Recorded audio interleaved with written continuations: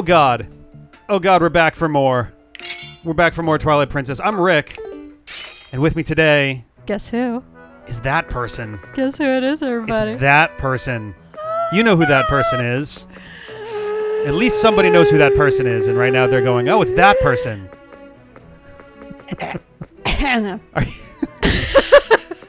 You're right. Hi, I'm back. What is it? What is it? It's Linda Wendy time. Here on the D-pad. Oh, God. This is your fault. Probably, yeah. I mean, it explicitly is. But yeah, this is the D-pad where we're doing even more. My Nintendo... Oh, boy, what is it? My Nintendo Picross, The Legend of Zelda, Twilight Princess. Yeah, that's the full name of this thing. I'd like to say that I was dragged in here without any knowledge of what was happening, so it's a common theme, really. Don't know what the fuck. So basically, for anyone who's just tuning in here, why episode 4? Why is that your choice? But yeah, what we're doing is to close things out. We're walking through this game, the Picross game that this is. Doing sort of like a quasi-interview sort of podcasty thing. Just kind of seemed like a neat, natural way to sort of wind these things out. People like our podcast episodes. Very natural. You're a natural, baby. Really, I feel very natural sitting here on the couch with you. Natural. Rick. Yes. Speaking. This is a very natural conversation that we have. It's very natural. It's normal. And good. It's fine. But yeah, so the idea was that we would kind of do these one by one, do sort of interview podcast things, kind of walking down memory lane, really. And everyone's got while setting these things up, I was realizing that like everyone's got kind of a different experience with. So the framing on it was kind of looking at the Legendary Let's Play and how everyone kind of experienced that and all of those. And like so we started with Jeff, who really only got started with us for that, like, very late in the game, once we started doing all the, like, post-game stuff, basically, the A Terrible Fate series. And we started with Sarah, who we didn't really talk much about the Legendary Let's Play because Sarah hasn't, like, done a ton with the Legendary Let's Play. But we talked about Zelda in general, and we talked about Majora's Mask and things like that. That was, yeah, that's right, bitch. Yeah. Call it out from the side. It's a freak, it's basically a pet name at this point. But yeah, like it. Here we go. So you got this. It's also slightly the difficult part of my end is like being able to actually solve this at the same time as speak. Keep going. Keep it's going, so man. easy to do. Anyone can do it. It's very not hard. God help me. Should I just start saying everything's wrong that you're doing? Probably. The game will tell me if I fuck up. So. Oh, that's unfortunate. Yeah, Boo. I can't turn it off. I actually would turn it off if I had the option, but it literally won't let me. As far as I've found, if there's an option for it. Whoops, I'm looking at the wrong column. There we go. I was looking at this guy over here. But yeah, so we're doing sort of interview things, and like we talked. So Sarah, we had that perspective. Jeff, we had his perspective. We did Dustin, who was more involved with Zelda for us, like way back in the day. Go down to the bottom and I finish one and do the two and the one. I guess that's true. Yeah, I can do those now and too. then you can do those, and then you can do the thing with the X and the thing. This, God damn, Rick! Why can't you do these all at the same time better? Yeah, simultaneously filling in all of these things at once. Oh my God.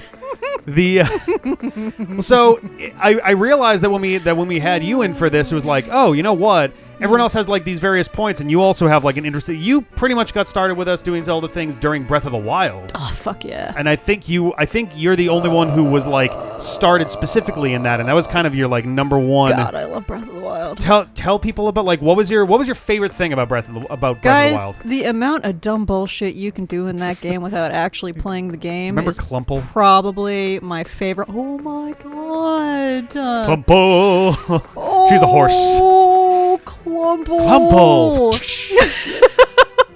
I forgot about Clumple. For a moment I was like, what the fuck's a Clumple? And then I was like, my love!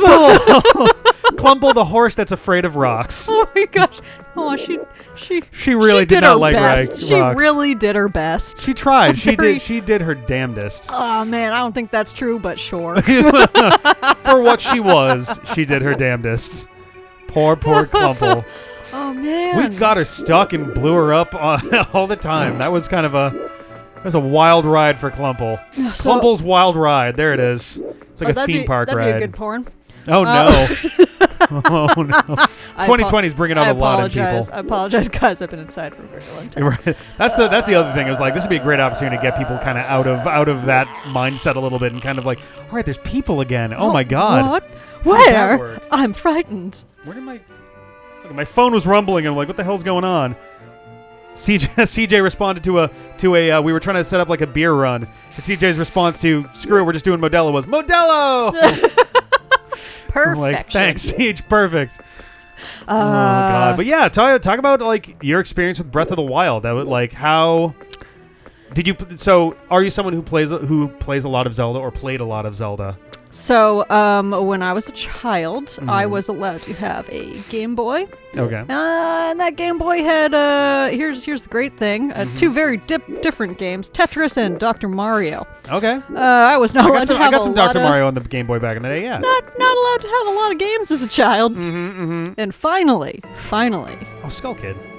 I pitched getting a Nintendo 64. Nice. And That's I got a solid that, upgrade. I got that Nintendo 64, and I got Legend of Zelda, Ocarina of Time. Very nice. And it was the best thing that had ever happened to me. Transitioning from Game Boy games, especially like Dr. Mario, to that has to have been like the most mind-blowing. It was like insanity.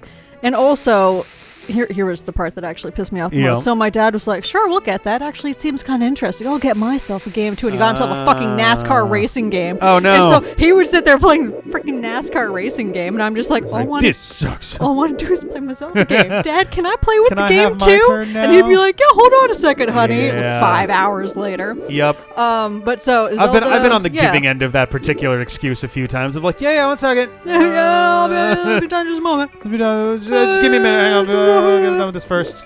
But so, yeah, no, it was like, that was the first time I'd actually gotten my parents to cave on that particular. To cave on that yeah. at all. Nice. Because they were not. They were not for it. They were not for just like games for the sake of games. But yeah, so basically that made me fall in love with it. Then I played Majora's Mask, and that a very unpopular opinion, and I fucking love that game. Nobody loves that game ever. That's no, except that's for me. That's everybody loves that game. Okay, well, all the friends that I grew up with hate. Oh no, really? Yeah, really, genuinely. Oh man, I have my issues with that game, but I still love that game. It's one of my favorite games. It's in so the Zelda good. series. It's very the tone of like the creepy atmosphere of that game. Did you ever just sit there as a kid and pan up to the scary moon and just like stare at it shit. and think about life? There's very few games where I literally can just stop everything and just like sit and be like, what is all of this? It gives you a small existential crisis. Yeah, and you're just like, what if the world? I distinctly remember as a kid sitting and thinking like, what if the world just ended? What if the world just everything was about to end? What would I? What? But only what you know. Then? Yeah, just like what happens? What do I do? What do I do with that time if no one's gonna believe me and the world will just end? Like, it's such a heavy fucking thing to think about. Well, it's also very disturbing because in this game, what we have here is Link, the hero of all time, selfishly only looking out for himself because he doesn't know that he's going to save the world by doing the fucking shit that he's doing. I guess that's true. He's not. He doesn't really know, does he? Like, you're trying to. I guess you're trying to stop the moon from falling, and the Skull Kid taunts trying you. to turn back time before the moon falls. Like, it's this weird thing where, like, sure, at the end you do your work with defeating Skull Kid so he doesn't destroy the planet, but like at the beginning of the game, it's kind of this interesting thing because it's like the evolution in life where you slowly begin to realize you have to pay more attention to other people around you than yourself. It does have some lessons to impart with some of that where it's like, hey, you get a lot more if you actually like give a shit about the people around you. It's like, oh, hey, yeah, you're not wrong. All right. And it is one of those games where you can miss a ton if you don't just pay attention to like the weird, dumb crap if that's you just happening. whip through it, it's so easy to have no idea of anything that goes on. And there's so many small things. So that's one of the reasons why I love Majora's Mask. And that's another thing that I love about Breath of the Wild is it's another one of those things where like there's super dumb small stuff where if you're not paying attention, it's not going to break the game. It's not going to stop you from enjoying the game. But it is definitely it's another layer, and I enjoy that.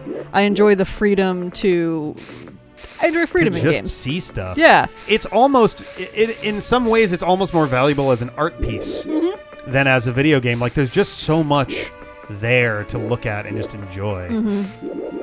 It's kind of neat. They weave in like references to other Zelda games and stuff that like looks like it's meant as like, yeah, this is historically where this other thing was. Like, you can apparently, I don't think we ever came across it in our Let's Play of it, but if you look hard enough, you can find essentially Lon Lon Ranch.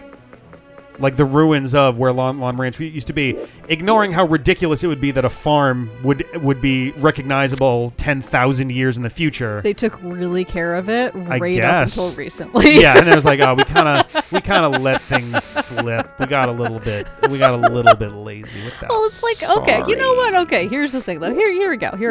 You know those towns that are underwater?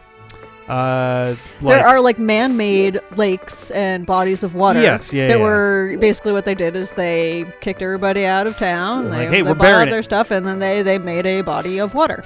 And that body of water, they didn't demolish anything because that's more money for no reason. That's more stuff they got to deal with. And so it's just like you can go scuba diving in these lakes, and you can enjoy that. You can look at here. a shitty ranch underwater. So the underwater ranch. The underwater shitty ranch. Oh my so God. I mean, heck, why not? We gotta work on the name. It's fine. We'll figure that. We'll hammer that out later. That's not a big deal. But the underwater shitty ranch, it's gonna be a real game changer around these parts. Gastropub. Oh God. The shitty ranch gastropub. I would go there so quick. Oh God. Can you imagine walking down the street? You have plans for the day, and then you see the shitty ranch gastropub, and you're like, "Well, there's no way I'm not walking directly in that door." My life has no meaning if I don't understand what this is about. I need to discover this right now. Oh man. Oh, I like that. Oh God. That needs to someone out there. That's a free one. You can take it. You can take it, guys. Go for it. Just invite us. Just invite us when it happens. In this climate, it's totally smart to start a restaurant of sorts. This is the best time. Definitely do it. The best time there's ever been to start a restaurant is right now. I've never seen better times. Guys, my hair grew out and it's really fucking hot. I was gonna say that is, I think, the longest I've ever seen your hair. 100% is. It's annoying the shit. Like you've had it kind of go to like, somewhere in the ear to chin zone, but I've never seen it get even a little bit beyond that. Usually you go for much shorter. It's so annoying. I actually just recently got my hair cut as well because I hadn't gotten a cut during all the stuff going on. Because I'm like, I don't really want to go into a haircut place, whatever they call those. There's names. It doesn't matter. I was like, I don't really want to go inside one of those right now, so I'm just gonna like live with it, and then later at some point, in a couple 2-3 months, I'm sure, then I'll go and get it then, and then all of a sudden the watch calendar GIF dates flying off a calendar GIF. And then suddenly I'm like, I should really just nut up and go get my hair cut, or just cut it myself at this point, or something. I gotta tell you the best thing real quick, and then we should probably stop talking about haircuts because that's stupid. My landlord has a big bald spotch. Oh no! Bald spot on the back not the of bald his head. spotch. The bald spotch.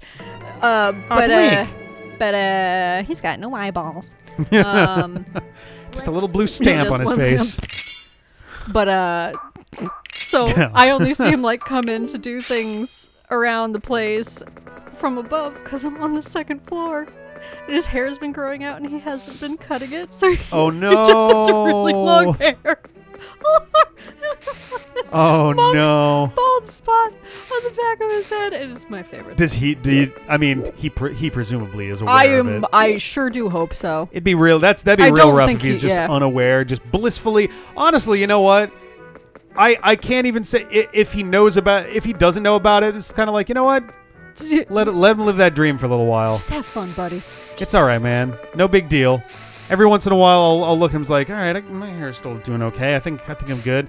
I'll be very sad when inevitably, like it's, I'm sure that at some point I'll probably wind up, losing some hair and all of that. So what you're saying is what I should start doing is every now and then just looking. Just look, but look a little too long. A little bit too long. Don't say anything. You just kind of, all right, like you have to pull yourself away from acknowledging for just a little bit, just a second, just a moment. The stress of the pandemic situation has thoroughly gotten to me because Sarah pointed out, and I wouldn't have noticed at first, but I can even feel it that right near my temple, on my right side in particular, I'm getting a little Mr. Fantastic streak of a little of silvery hairs coming in. I'm just you're like, gonna have racing stripes. Yeah, I'm just like, you know what? If I'm gonna go gray at all, I can totally live with having the little wings going on there. I'll never know if I go gray. From like dyeing it or from My hair is already gray. Your hair is not gray. Don't even give me that bullshit. She's lying. She's lying to you all. She's full of it. There's a part of me that's always been a tiny bit jealous of folk and like we know a couple people. At least I know a few people. I don't know which ones. I don't know what we're talking about. So. People who go gray like ultra early. Like I know at least 2 people who went gray in their 20s. And it's like, part of me is like, man, that's got to be kind of a bummer if that's a thing that bothers you. Like, some people don't care what color their hair winds up. And they're just kind of like, all right, cool, whatever. But some people, that really gets at them. And it's like, I hope that they're very cool with, like, just, oh, sweet, I'm going to be that guy with, like, the gray hair early. That's kind of cool. Like, that can work. That can work for people. That's my TED Talk. Thanks for coming. Great. I had no opinion on it before, and I still have no opinion now. Perfect. That's Good the TED goal. Talk. So Zelda.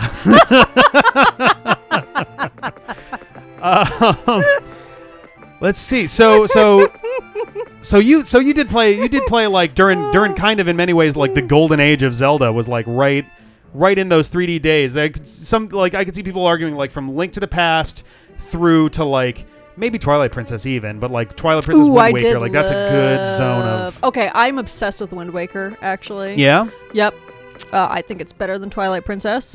I would say it is, but I'd say they're different. Like they're very different. Yeah. Twilight Princess is sort of like in my opinion, it's them trying to perfect the formula of Ocarina. It's a very similar play style, very similar like layout of the game overall. Yeah, like, no, it's thoroughly enjoyable to play. Yeah, exactly, and it's like kind of it's a very similar construction, I guess. Whereas Wind Waker, totally different idea, way more open-ended, and there's so much more to just go and explore and do on your own. I think there's a theme to what I like. Nah. Interesting. which patterns segues on patterns. Segues really nicely into. So, what did you think of Breath of the Wild? Did we already kind of got into that a little bit, but like, so were there like favorite moments during that experience? Yeah,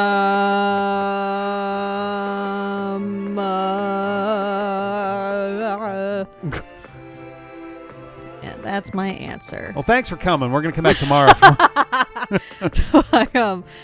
It's just one of those things where I just, one, it came out and you looked at it and your brain just kind of dropped because you were like, it's Zelda, but it's so pretty. But I mean, I love the Korok. I love cute shit. Rick, yes. Do you know that about me? I had no idea. Rick. Never knew it. Rick. Never had a clue. Rick. Never had a clue. Could you pay more attention? I feel neglected. Oh. And as your child, it's just not okay. I'm sorry, son. I'll be more attentive. Thank you, Dad. You're welcome. But no, so there's just so much cute stuff. Like, I love the Koroks. Can I just say that I love the Koroks? No. Can that be like the main thing that I love about that game? Is that ridiculous? No, there's a lot of people who are all about like that whole shtick and them just being adorable goobers and all that jazz. Yeah, that's no one's gonna cancel you for saying that you like the Koroks from Breath of the Wild. Yeah, I mean, I don't know. I can't really talk about it that much because one, I haven't played it in a while. I don't own a Switch. Guys, I don't own a Switch. Fuck. And I've genuinely thought about spending my money instead of on rent on a Switch. So what if I just got a Switch instead? But what if? But no, the thing that draws me in about those things are just dumb, cute things, dumb things, and being able to do whatever the fuck I want. So it's a pretty good. It was basically admirable, like Skyrim, but oh shit! I didn't even see that this wasn't blocked. Whoops! Ridiculous. I could never get into Skyrim. Oh, see, and then there's me. I'll just go and steal every single thing in the game. I think if I played it, I would be That's like a literally kleptomaniac. That's what I am in Skyrim. I'm a complete kleptomaniac. Yep. So in this game, all I am is I'm like, okay, so how much stuff can I fit in my pockets? What can I take? So how much can I own, though? Yeah. What can I remove physically from every area I enter? I just want to game? collect everything. So I like the fact that there's a lot of collecting. Collecting. That's always nice. I'm a big fan of collectathons, and they seem to be coming back in vogue, which is really nice. Thank God. Like Mario has dove in pretty hard between Super Mario Odyssey, which was full-on collectathon style game, and now Paper Mario, the Origami King, has strong like collectathon elements to it as well. So I'm just like, I'm all about this. Yeah, let's do it. I haven't played that. Oh, it's really good. Rick. Yes. Rick. Yeah. Can you give me money, Dad? To get some games. Give you an allowance for some games. I have an allowance for some games. It really is. Do you have a Switch? Rick, Dad. Do you listen to me? Do you have no? Look, do you have a Switch? It's like you're trying to do something while you're talking. I realized to right me. as I said it, like you literally just said that you don't have one, so that was kind of dumb of a question. But I was by the time I was there, I was like, I just want to see what she says now. So, thing one, got to get yourself a Switch. But yeah, no, Paper Mario Origami King is a lot of fun. I would almost argue. I don't know that it's necessarily like a system seller in the way that like you need to get a Switch so you can play this game. Yeah. Like Breath of the Wild and Mario Odyssey and games like those are the ones where it's like those are the system sellers for sure. Yeah. Paper Mario is definitely way up there in terms of like you will enjoy the absolute shit out of this. It's getting a lot of flack, which seems weird. Considering I'm very knowledgeable on this subject, I would like to discuss this more. The flack? About this game that I've played so much. Oh, Paper Mario? Yeah. Oh, yeah. What? So, would you say that Majora's Mask or Ocarina, for that matter, are your favorites Zelda games? Oh man, that's a hard question. It is a hard question. It's tough, right? How dare you? It's the hot seat. I didn't tell you that it's a hot seat. Oh man, it's a toughie. It is a toughie. No, seriously, because I like. They're good for different reasons, you guys. Majora's Mask is good for the reasons I told you. Wind Waker is good because I get to be on the wide open sea collecting dumb bullshit with seagulls flying by my face. And then, now, do you have a Switch? I'm sorry. Just go ahead. I'm gonna punch you. Please continue. I'm sorry. I couldn't resist. I'm aware. It's okay. It sounds like a cutting board. Oh, it does. That's so weird. I'll have to like up the audio in post, like in case I have it too low. But like, here's what we need. Here's what we need. I have no answers, and I'm a fool. I think we should just turn up the volume and listen to this game make us dinner. Yeah, it does sound like it's like, oh, are they making like a stew? It's like carrot, like maybe like carrots, or maybe it's cheese. Maybe they're doing like a cheese thing or something. I don't know why cheese and carrots in a stew sounds horrible, kind of, but hey, you can actually you know what? You could probably make a pretty good stew. This does make me think of something. Audio design in games. Okay, all right, yeah. Yeah. Now that I'm thinking about it, because I'm sitting here, I'm like, this is actually quite a pleasant noise, and that made me think, why do I like Breath of the Wild so much? Yeah. Why do I like Wind Waker so much? Mm-hmm. And a lot of it does have to do with the fact that it does have very quality audio design, and people underestimate the value of that. Extremely sound sensitive, and so that's actually a super important thing for me that I take for granted sometimes. It's easy because it's such a natural, like automatic kind of thing, like how you interpret sounds and how you pay attention to them. You don't consciously do that, really. There's a reason why people, when they hear a song that they haven't heard in years, are like, wait, hang on. Yeah. I'm like, because your brain is trying to figure it out, but like normally it would handle that just fine, but if you can't remember it, then your brain's like, wait, hang on, we have to focus on this. This is important. What did we just make? Oh, we made a bokoblin. Bokoblin. But yeah, no, I mean, like, so it's things like, for instance, Felice loves playing Kingdom Hearts. Yeah, oh yeah. I fucking hate Really? that goddamn game. Which one is it? Okay, the beginning ones. Okay. A large part of it is because, I'm sorry, guys, have you ever just listened to the music in that and how it literally does the same frickin' like 10 notes over and over and over Imagine and if, over and over imagine, and over. Imagine playing one of the handheld ones where there's even less to choose from and you play it for even longer per level. No. No, thank you. It gets a little rough sometimes. And so like I tried to play it, I could never get through it. And then at one point, like Felice noticed that I had the PS1 that she could play it on, so she was like, "Ah, I'm gonna do it, yeah." It literally wasn't until she was playing it that I could actually see any value in the game whatsoever. Really? But I still couldn't be in the room for very long with it simply because of earworm. And not even necessarily it's earworm. It's not even earworm. But it's just annoying as shit. The sound design fucking sucks. Mm-hmm. Except for on occasion, there's a few good things. There's definitely a few good themes in there for sure. But like, there are hearing that. From like Olympus Coliseum makes my pancreas twist around in my body. But yeah, so like there like every fucking game goes there and they use the same goddamn theme every time.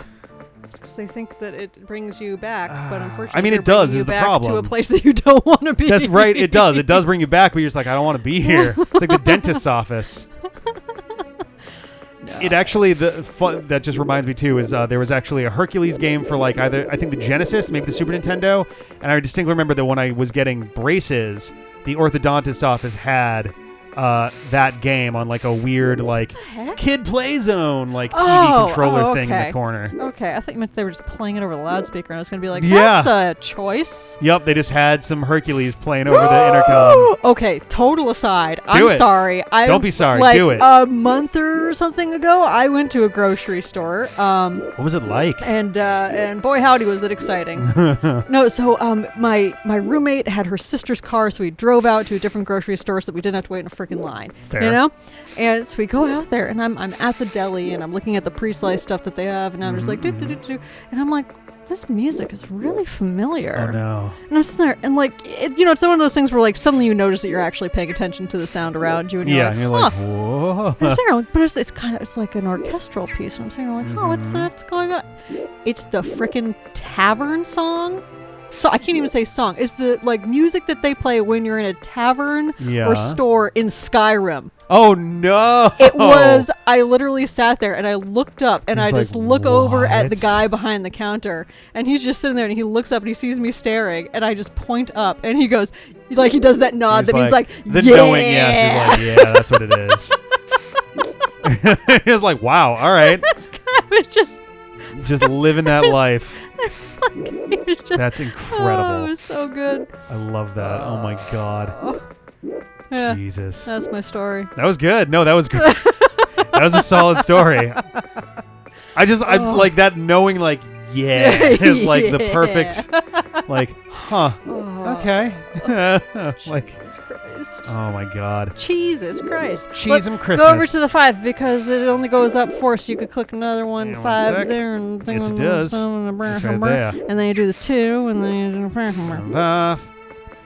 that. Yeah. Ding ding, and now these are all set. It's weird because like we'll do these 15 by 15s. I already did some 10 by 10s, but I'll do these 15 by 15s, and all of a sudden there will just randomly be these ones that are way easier than the rest, and it's like, oh well, okay, I guess that's fine too. It's a gift for you.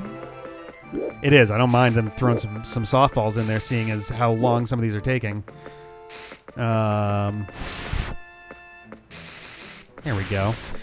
So I think this will probably be the last one we do, just because we're coming up on like half an hour-ish. But God, aren't you guys excited that you got to listen to this for right? Any closing thoughts on like just things in general, or the D-pad, or Zelda, or Rick? Yeah. In very few places can I be my true 5-year-old disgusting self. Yeah. It is truly only here that I can laugh for 5 hours about the Cinderella joke. Oh my and God. not have people throw me out. It's the best. That's one of my favorite jokes of all time. Probably thoroughly because of the way that you react to it being brought up again ever. I don't even remember why the fuck I know that joke. I don't. Did you tell to me that I retold? No, you were the first one to tell. Happened? I think. Where did it come from? The first 2 times that it came up, that was the name of an episode. You definitely brought it up first. Oh God, 100%. I don't know why. I don't know where it came from, but I don't even know. it is a treasure of this channel. Oh Lord. Oh my God. I gotta put that on a T-shirt. There's no answer to it. Just what did Cinderella say when she got to the ball? That's the whole shirt. And then someone could be like, "Oh, what did she say?" Rick. Yeah. Rick. Yeah. I need this shirt. Yeah. Rick. Okay, it's happening.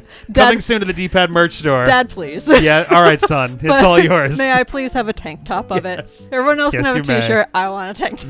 This is happening. This is even. I'm gonna have to edit this later. So this is a double reminder to myself to make this happen. This will be a shirt. This will be a shirt. I think that's it. Thanks for coming, guys. We'll see you next time. Everybody. Bye. Well, excuse me, princess. Check it out. You got the with the and the with the. We started Breath of the Wild. It was an absolute clusterfuck on the microphones. Oh God, yes. We The likes didn't of which have we enough. never encountered before. People were talking off mic and trying to respond to people off mic. Yep. Nothing made any sense. People were getting aggravated about whose turn it was to play. Like, it was Yep. getting, like, childish with certain things. Which People- gets tricky when you've got like literally 8 people, 9, 10 people. It gets really hard to dole that out. Yeah, it was not great.